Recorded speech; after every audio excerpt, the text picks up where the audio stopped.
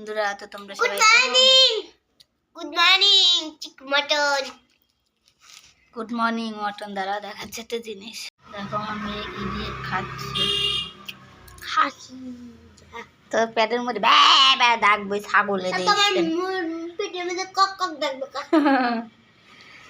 কত বড় ছাগল এই খাইতেছি বাবা।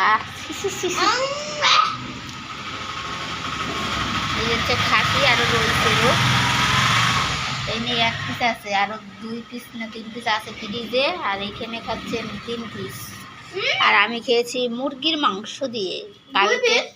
কালকে পিকনিক ছিল ওর বাবার, আমার বর পিকনিক করতে গেছিল, ওইখানে খাসি খায়নি, ওর একার জন্য 1 কিলো মুরগির মাংস এনেছে। তো সেগুলো খেয়েছে, যা খেয়েছে অতগুলো তো কোনোদিনই খায়নি, ও খেয়েছে। আর নাকি কেউ খায়নি, আর বাকিগুলো ওইখানে কারা থাকে ওদের দিয়ে এসছে। আর আমার জন্য 2 পিস মাংস নিয়ে এসছে, বলে 2 পিস এনেছি।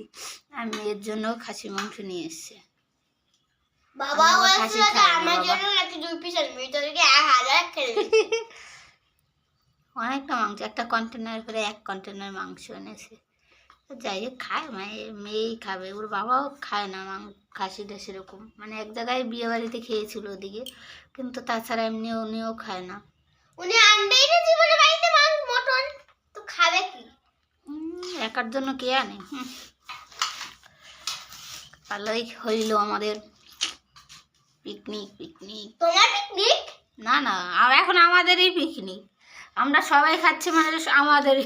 একবারে আবার আসছে পরিবার নিয়ে পিকনিক। হ্যাঁ, একটা পিকনিক আছে আমাদের পরিবার নিয়ে, মানে অনেক লোক, তাতে 150-200 লোক হয়ে যাবে। তো তোমাদের সঙ্গে সেটাও শেয়ার করবো, কবে হবে জানি না, হইলে পরে বলবো। আজকে আমাদের বাড়িতে বড়লোকি খাবার দেখবে, কোনোদিনও হয়নি। স্যান্ডউইচ দেখো, চিকেন স্যান্ডউইচ, এগুলো সত্যি কথা লজ্জার কথা না, এগুলো হচ্ছে বড় লোকদের খাবারের দাম।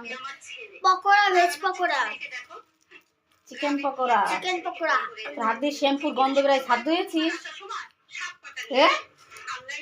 মিথ্যা কথা একদম বাবা। তাই দেখো কতগুলো খাবার এটার মধ্যে। এটা একটা বৌদি দিল, ওই দাদা কোন বাগান বাড়িতে পিকনিক হচ্ছিল, ওইখান দিয়ে এনেছে, অনেক খাবার এনেছে। তো ওদের ঘরে তো 4 ঘরে তো নিয়েছে, আবার এইগুলো আমার জন্য দিয়ে দিল। ওটা টিপছিস কেন? হাত দিস না, খেয়েছিস তো? এই 4টে দিয়েছে, যেগুলো 4টে ছিল, দিয়ে দিলাম, ও অর্ধেক খেলাম, আমি অর্ধেক খেলাম, আর অর্ধেক ওই বাবার জন্য রেখেছি, আর ওইটাই রয়েছে 2টো।